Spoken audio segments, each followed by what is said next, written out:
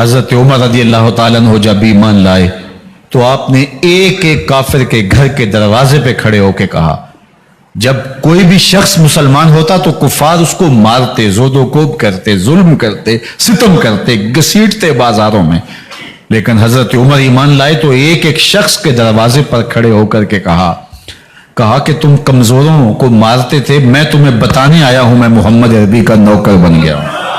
بلکہ آپ نے اعلان کیا، جس نے اپنی بیوی کو، بیوہ اور بچوں کو یتیم کروانا ہو اور اپنے ماں باپ کی کمر کو جھکانا ہو وہ عمر کے مقابلے میں آئے۔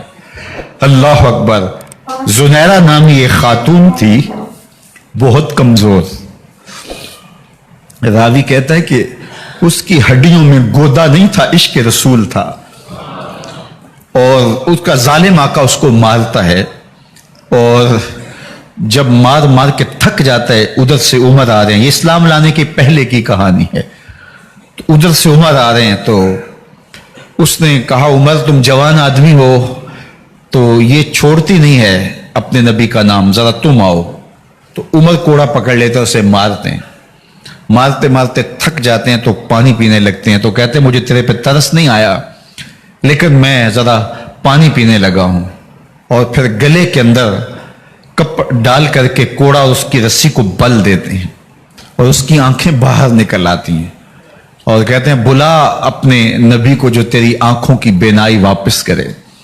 اللہ اکبر۔ تو اس نے آسمان کی طرف منہ کر کے کہا مالک میں کبھی بھی آنکھوں کی بینائی نہ مانگتی، لیکن اب تیرے نبی کی عزت کا سوال ہے، آنکھوں کی بینائی واپس ہو جاتی ہے۔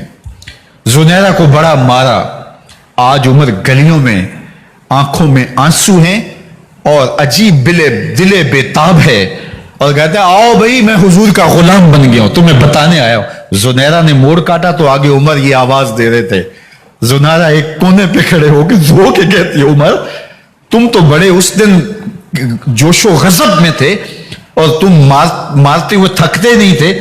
تو عمر نے کہا زنیرہ اس دن میں نے دیکھا نہیں تھا، اب میں محمد عربی کو دیکھ آیا ہوں۔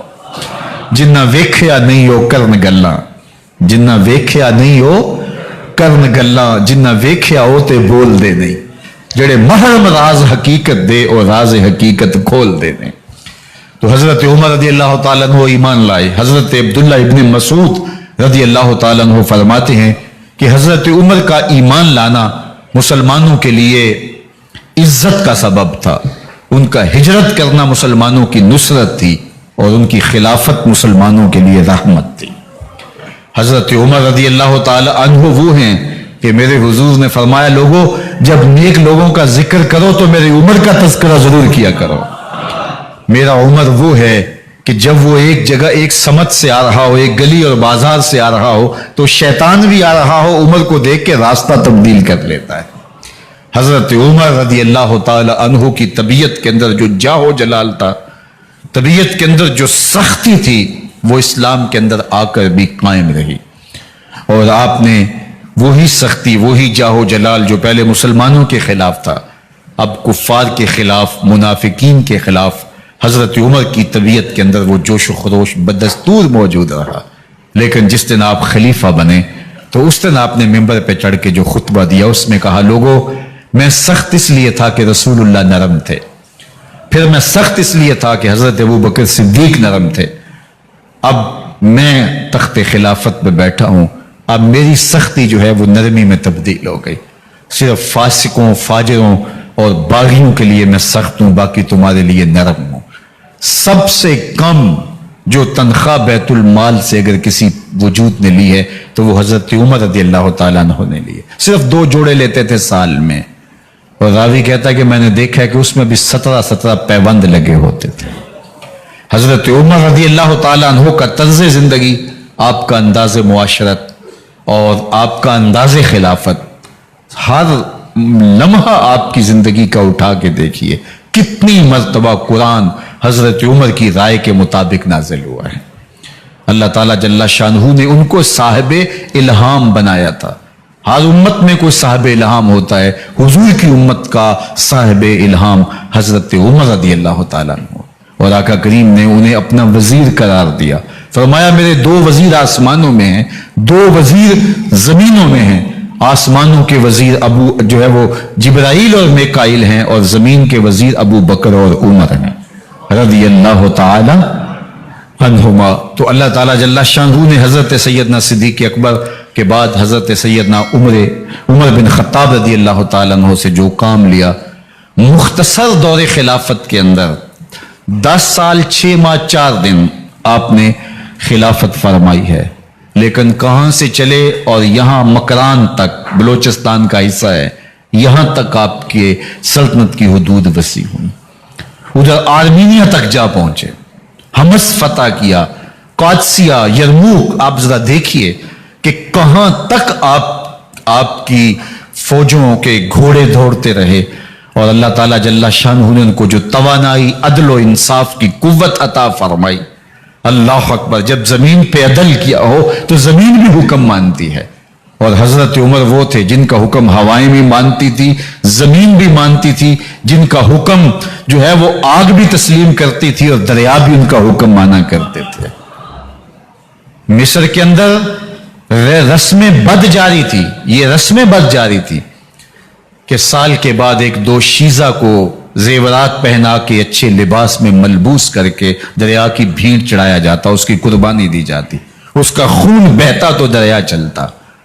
جب اسلام مسلمانوں نے مصر فتح کیا تو گورنر نے لکھا کہ اسلام تو اس طرح کی رسوم کی اجازت نہیں دیتا، لیکن خشک سالی ہے، لوگوں کی فصلیں ویران پڑی ہے، تو حضرت کیا کیا جائے؟ تو حضرت عمر رضی اللہ تعالیٰ عنہ کو جب قاصد آ کے پیغام دیتا ہے تو کاغذ کے ٹکڑے پہ لکھتے ہیں بسم اللہ الرحمن الرحیم، مصر کے نیل کی جانب عمر کا خط، لکھتے ہیں اے نیل اگر تو اللہ کے حکم سے چلا کرتا ہے تو چل، ورنہ ہمیں تیرے چلنے کی کوئی حاجت نہیں ہے۔ اور قاصد کو کہا یہ خط لے جاؤ اور جا کے دریائے نیل میں پھینک دو۔ قاصد جا کے خط دریائے نیل میں پھینک دیتا ہے، پانی آتا ہے، ایسا دریائے نیل چلا 14 صدیاں ہوئی ہیں آج تک کبھی بند ہی نہیں ہوا ہے۔ دریا حکم مانتے ہیں، آگ نکلتی ہے، لوگ حضرت عمر رضی اللہ تعالی عنہ کے پاس آئے، حضرت لاوا پھوٹا ہے، آگ نکل رہی ہے اور مدینے کی طرف بڑھ رہی ہے، اب کیا کیا جائے؟ فائر بریگیڈ تو زمانے میں تھی نہیں۔ عمر نے اپنی قمیض اتاری، جس قمیض پہ 17 پیوند لگے ہوئے تھے چمڑے کے، کہا یہ قمیض لے جاؤ، جدھر آگ بڑھ رہی ہے آگے ڈھالنا، آگ پیچھے بھاگ جائے گی۔ زلزلہ آتا ہے تو زمین پہ دوہرا مارتے ہیں، زمین رک جا، کیا عمر نے تیری چھاتی پہ عدل نہیں کیا ہے؟ تو یہ عمر ہیں رضی اللہ تعالی عنہ کہ جن کے انصاف کی وجہ سے، جن کے عدل کی وجہ سے اللہ تعالیٰ کی رحمات اور اس کی برکات کا نزول ہوتا تھا، اور اللہ تعالیٰ نے مسلمانوں کو وہ آبرومند حکومت دی۔ کائنات کی تاریخ کے اندر ایسی حکومت آپ نے نہیں دیکھی ہوگی جو حضرت عمر نے حکومت کی ہے۔ اللہ اکبر، فرمایا فرات کے کنارے پہ ایک کتا بھی پیاسا مر گیا تو اس کا حساب بھی عمر سے ہوگا۔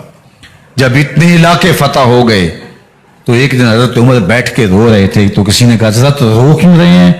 فرمایا کہ میں اس لیے رو رہا ہوں کہ فلاں پل سے بکریاں گزری ہیں، تو پل کے اندر شکستگی تھی، ٹوٹا ہوا تھا پل درمیان میں کچھ، اس میں ایک بکری کی ٹانگ ٹوٹ گئی ہے، تو میں ڈرتا ہوں کہیں اس کا حساب نہ لیا جائے، کہ میرا رب یہ نہ پوچھے کہ عمر تو نے پل صحیح تعمیر نہیں کروائے تھے کہ ایک بکری کی ٹانگ کیوں ٹوٹی ہے۔ یہ ہے حضرت عمر رضی اللہ تعالی عنہ۔ اللہ اکبر، حضرت سیدنا عمر رضی اللہ تعالیٰ عنہ کی پوری زندگی آپ دیکھ لیجئے، آپ دن کو گھر میں بیٹھتے ہیں، دربار خلافت میں بیٹھتے ہیں، اور آپ کا دربار خلافت کیا ہے؟ کوئی عالی نصب محل نہیں ہے، مسجد نبوی کا صحن ہے، وہاں بیٹھ کے فیصلے ہو رہے ہیں۔ باہر سے سفیر آتا ہے اور آ کے پوچھتا ہے کہ میں امیر المومنین کے، مسلمانوں کے حکمران کے دارالامارہ میں محل میں جانا ہے، تو وہ مسکرا کے کہتے ہیں ہمارے امیر کا تو کوئی محل نہیں ہے۔ کہا کہاں ہے تمہارا امیر؟ کہا مسجد نبوی میں ہوگا یا بیت المال کی اونٹوں کی دیکھ بھالی کر رہا ہوگا، ان کی دیکھ بھال میں لگا ہوگا۔ وہ جب گئے تو مسجد میں نہیں ہے، اللہ اکبر، وہاں گئے تو وہاں بھی نہیں ہے۔ پھر کیا دیکھتے ہیں کہ عمر رضی اللہ تعالی عنہ جنت البقیع کے پاس ایک درخت کے نیچے اینٹ کا سرانہ رکھ کے سوئے ہوئے ہیں۔ تو اس نے کہا عمر تو نے عدل کیا ہے، تجھے کچی اینٹ پہ بھی نیند آ گئی۔ ہمارے حکمرانوں نے انصاف نہیں کیا اور وہ بند اور محفوظ کمروں کے اندر بھی سکون اور چین کی نیند نہیں سو سکتے۔ حضرت سیدنا عمر رضی اللہ تعالیٰ عنہ نے اس طرح ان امور سلطنت نبھائے۔ آپ دن کو لوگوں کی دیکھ بھالی کرتے، لوگوں کی ضروریات سنتے سمجھتے، اور جب رات پڑتی لوگ سو جاتے، عمر مدینے کی گلیوں میں پہرا دیتے۔ کائنات نے کوئی ایسا بھی حکمران دیکھا ہوگا؟ اللہ اکبر! وہ مجاہد جو مختلف محاذات پہ گئے ہوئے ہوتے، ان کے گھروں کی دیکھ بھالی کرتے، ان کی ضروریات کا خیال رکھتے، ان کی آبرو کا پہرا دیتے۔ راتوں کی تنہائیوں کے اندر حضرت عمر اٹھتے اور جا کے گشت کرتے، چکر لگاتے، دیکھتے کوئی آنکھ پر نم نہ ہو، مفلسی کا کسی گھر میں ماتم نہ ہو، لوگوں کی ضروریات کا خیال رکھتے۔ اللہ اکبر! ایک دن حضرت عمر رضی اللہ تعالیٰ عنہ ایک گھر کے قریب سے گزرے، گھر سے دھواں نکل رہا تھا، سوچا کوئی مہمان ہوگا، گزر گئے۔ تھوڑی دیر کے بعد پھر دوبارہ اس گلی سے گزر ہوا تو پھر دھواں نکل رہا تھا، پھر گزر گئے۔ 2 گھنٹے کے بعد پھر دوبارہ ادھر سے گزران ہوا تو پھر دھواں نکل رہا تھا۔ رات کا پچھلا پہر ابھی تک گھر سے دھواں نکل رہا ہے۔ عمر رضی اللہ تعالیٰ عنہ نے دروازے کو کھٹکھٹایا، اندر سے خاتون کی آواز ہے، اس وقت کون ہے؟ کہا ایک مسافر ہوں، پوچھنا چاہتا ہوں تمہارے گھر سے دھواں کیوں نکل رہا ہے رات کے اس پہر؟ کہا تمہیں اس سے کیا غرض؟ کہا نہیں مجھے تشویش ہوئی ہے۔ تو اس نے کہا عمر کی جان کو رو رہی ہوں۔ حضرت عمر رضی اللہ تعالیٰ عنہ نے کہا کیا ہوا؟ کہا کہ کھانے کے لیے گھر کچھ نہیں ہے، بچے ضد کر رہے ہیں، ہنڈیا کے اندر پتھر ڈال کر کے میں نیچے سے آگ دیے جا رہی ہوں، بچوں کہتے ہوں تھوڑی دیر ہے کہ بچے تھک کے سو جائیں گے انتظار کر کے، تو کچھ ہو تو پکے، اور بچے ہیں بھوک سے، شدت بھوک کی وجہ سے سو بھی نہیں رہے، اور میں یہاں بیٹھے عمر کی جان رو رہی ہوں۔ حضرت عمر رضی اللہ تعالیٰ عنہ واپس آئے، گھی کا کنستر اٹھایا، آٹے کی بوری لی اور ساز و سامان لیا۔ خادم تھا آپ کا اسلم بیت المال میں، اس نے حضرت یہ سب کچھ میں اٹھا لیتا ہوں۔ کہا حشر کے دن میرا بوجھ اٹھاؤ گے؟ کہا نہیں وہ تو آپ کو اٹھانا ہوگا۔ کہا عمر کو آج خود ہی اٹھانے دو، اور اٹھا کے ان کے گھر آئے اور گھر آ کے ان کو سب کچھ دیا۔ اور پھر اس کے بعد جب کھانا تیار ہوا، بلکہ روایت میں آتا ہے کہ جب آگ جلا رہی تھی تو عمر جھک کے چولہے میں پھونکے مار رہے تھے۔ اللہ اکبر! اس خاتون کو نہیں پتا کہ یہ کون ہے، یہ کوئی اجنبی مسافر ہے میری مدد کر رہا ہے۔ پھر بچے جو ہے وہ جب کھانا کھا کے خوش ہوئے تو حضرت عمر رضی اللہ تعالیٰ عنہ نے دل میں سوچا اور کہا عمر جس طرح تو نے بچوں کو رلایا ہے آج ان بچوں کو ہنساؤ بھی۔ تو بچے بیٹھے ہیں تو عمر کبھی ادھر جاتے ہیں کبھی ادھر جاتے ہیں، جس طرح بچوں کو کھلانے کے لیے جو ہے وہ گھٹنوں کے بل اور ہاتھوں کے بل لوگ چلتے ہیں، حضرت عمر یوں چلتے ہیں اور وہ بچے مسکراتے ہیں۔ جب بچے ہنسنے لگے، کھانا کھا چکے، عمر اس خاتون سے مخاطب ہو کے کہتے ہیں بہن دیکھ عمر کی بڑی مجبوریاں ہیں، فسطاط، یرموک، کہاں کہاں آرمینیا، کہاں کہاں سرحدوں پہ محاذ پہ لوگ موجود ہیں، ان کی دیکھ بھال کرنی، امور خلافت، کیا کیا معاملے ہیں، تنہا اکیلے بیچارے کی جان ہے وہ نہیں خیال کر سکا، چل تو اسے معاف کر دے۔ وہ بہن کہتی ہے تو اتنی ہمدردی کیوں کرتے عمر کی؟ نہیں میں عمر کو معاف نہیں کروں، کل قیامت کے دن میں اللہ کے حضور عمر کا گریبان پکڑوں گی۔ تو دوسرے علاقے فتح کرتا تھا میری خبر ہی نہیں تھی؟ اللہ اکبر! جب یہ بات کی تو عمر چیخیں مار کے رونے لگے اور ہاتھ جوڑ کے کہنے لگے بہن یہ تمہارے سامنے تو عمر کھڑا ہے، یہ حضرت عمر تھے رضی اللہ تعالیٰ عنہ، اور اللہ کے محبوب علیہ الصلوۃ والسلام کے خلیفہ راشد، دوسرے خلیفہ، 10 سال 6 ماہ اور 4 دن آپ نے خلافت کی۔ اور تاریخ کہتی ہے اگر عمر رضی اللہ تعالیٰ عنہ کو 10 سال اور مل جاتے، یا مغربی مفکرین کہتے ہیں کہ اگر کائنات کو ایک عمر اور مل جاتا پوری دنیا پہ مسلمانوں کی حکومت ہوتی، کہیں کفر باقی نہ بچتا۔ لیکن بد باطن لولو فیروز نامی ایک مجوسی غلام نے نماز فجر پڑھتے ہوئے حضرت عمر بن خطاب رضی اللہ تعالیٰ عنہ پہ حملہ کیا، زہر میں بجھا ہوا خنجر آپ کے جسم میں سرایت کر دیا۔ آپ وہاں سے اٹھا کے گھر لائے گئے اور 4 دن تک مسلسل آپ اس اذیت اور تکلیف میں رہے۔ جب آخری وقت آیا تو اپنے بیٹے کو بلایا، کہا بیٹا میں نے ام المومنین سیدہ عائشہ رضی اللہ تعالیٰ عنہا سے پوچھا ہوا ہے کہ میرے مرنے کے بعد حضور علیہ السلام کی قربت میں مجھے جگہ دے دی جائے. ہو سکتا ہے میں امیر المومنین مسلمانوں کا خلیفہ ہوں تو اس وجہ سے انہوں نے اجازت دے دی ہو. جب میں فوت ہو جاؤں تو ظاہر خلیفہ نہیں رہوں گا، تو پھر جا کے ان کو دوبارہ کہنا کہ میرے باپ کا پیغام ہے، اگر وہ اجازت دیں تو مجھے حضور کی قربت میں دفن کر دینا، اور اگر وہ اجازت نہ دیں تو پھر جنت البقیع میں مجھے دفن کر دینا. جب حضرت سیدنا عمر بن خطاب رضی اللہ تعالیٰ عنہ کا انتقال ہو گیا تو آپ کے صاحبزادے ابن عمر حضرت عائشہ رضی اللہ تعالیٰ عنہا کے پاس گئے، کہا کہ میرے باپ کا سلام ہے آپ کے نام. انہوں نے آپ کو زندگی میں کہا تھا کہ حجرہ انور میں سیدنا صدیق اکبر کے ساتھ 2 گز جگہ مجھے بھی نصیب ہو جائے، تو آپ نے اجازت دے دی تھی. تو میرے والد گرامی نے فوت ہوتے ہوئے کہا کہ دوبارہ ام المومنین کے پاس جانا اور دوبارہ پوچھنا. اس وقت تو میں امیر المومنین تھا، ہو سکتا ہے وعدہ کر لیا ہو، لیکن اب اگر آپ اجازت دیں تو یہاں ہم قبر ان کے لیے کھود لیں، ورنہ ہم جنت البقیع میں دفن کر دیں.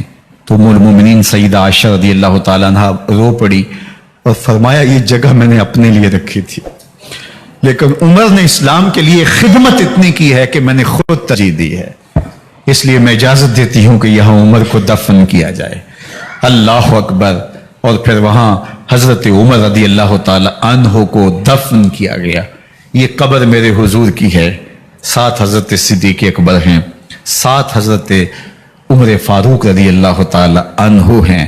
جے شک ہووی تے چل مدینے، جے شک ہووی تے چل مدینے، ویخ لے جوڑ مزاراں دا، بن یار نبی دیاں یاراں دا. حضور نے فرمایا ایک دن مسجد نبوی سے باہر نکل رہے تھے اور کچھ لوگ مسجد میں داخل ہو رہے تھے. حضور نے دائیں ہاتھ سے ابو بکر کا ہاتھ پکڑا تھا اور بائیں ہاتھ میں حضرت عمر کا ہاتھ تھا، اور جب لوگوں کو آتے ہوئے دیکھا ان کو مخاطب کرتے ہوئے کہا ہاکذا نبعث یوم القیامہ، قیامت کے دن ہم قبروں سے یوں ہی اٹھائے جائیں گے.